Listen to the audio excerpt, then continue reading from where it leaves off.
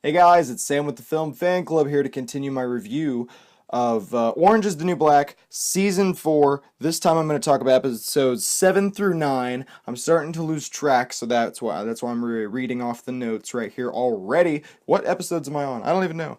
7 through 9. Let's talk about it. Let's get into the thick of what's happened. My show notes are being annoying, so let's see how annoying they get during the review. All right. Racism. It's out of control in the prison. The Mexican gang, Latina gang, it's really starting to get very powerful, and it's really starting to get crazy. Piper got branded, but I'm going to skip around just kind of on the notes. She's gotten out. I was telling myself that just as is that okay, Sam? I'm going to skip around on the notes. I'm talking to myself. It's crazy. So Piper got branded. She got branded a Nazi. How do I feel about that? She kind of deserved it. I've been mentioning throughout my reviews that Piper is starting to become the most unlikable character on the show, and she's supposed to be the main character.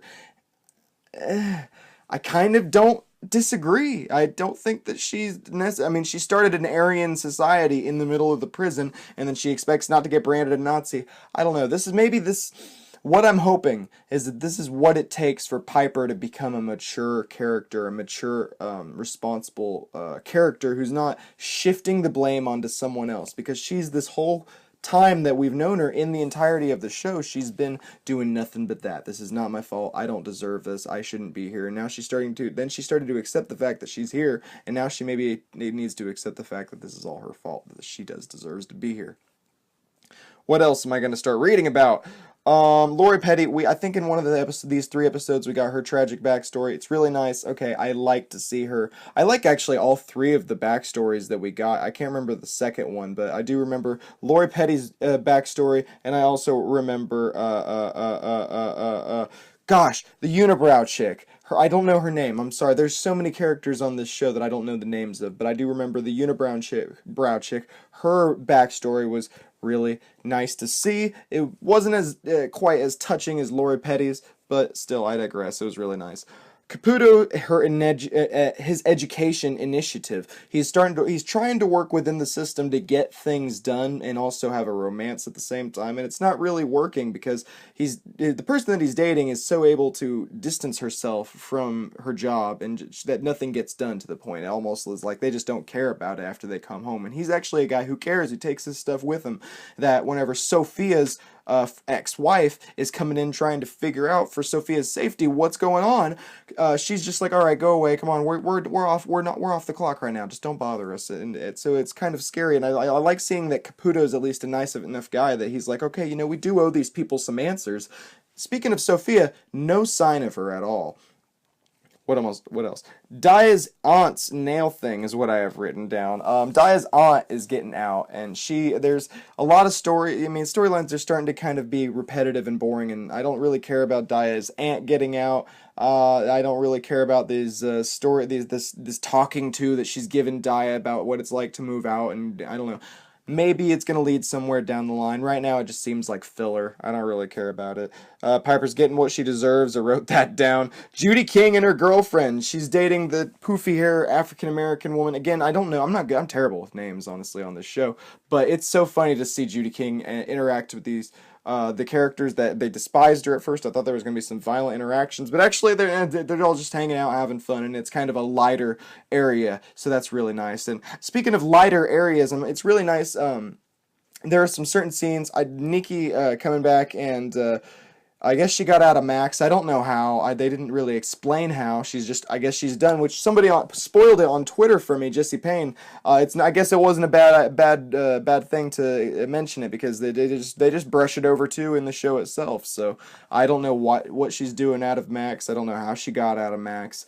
Last episode I saw, she was performing a sexual act on a guard to get drugs, and now she's out of Max doing drugs, which leads her to do drugs with Alex and Piper, which was a nice. I don't like that they were doing crack. I would have preferred it to been a lighter drug like marijuana or something, and I didn't like that crack was portrayed as let's just do crack and reflect on our experiences and have fun and blah blah blah. But so they kind of do go back into that maybe they shouldn't have been enabling Nichols at the time. So, because Nichols does have a drug problem, and I believe last I heard she told Red that she's going to try and quit. So we'll see how that develops. Judy King and her girlfriend, I mentioned that. Yoga lady, she's becoming a corrupt lady. She's like, first it was a joke, is like, did you get seltzer water? I didn't ask for seltzer water. Oh, you didn't? I forgot. But now it's like full blown yoga lady is like capitalistic. She's materialistic. She's completely lost all her morals.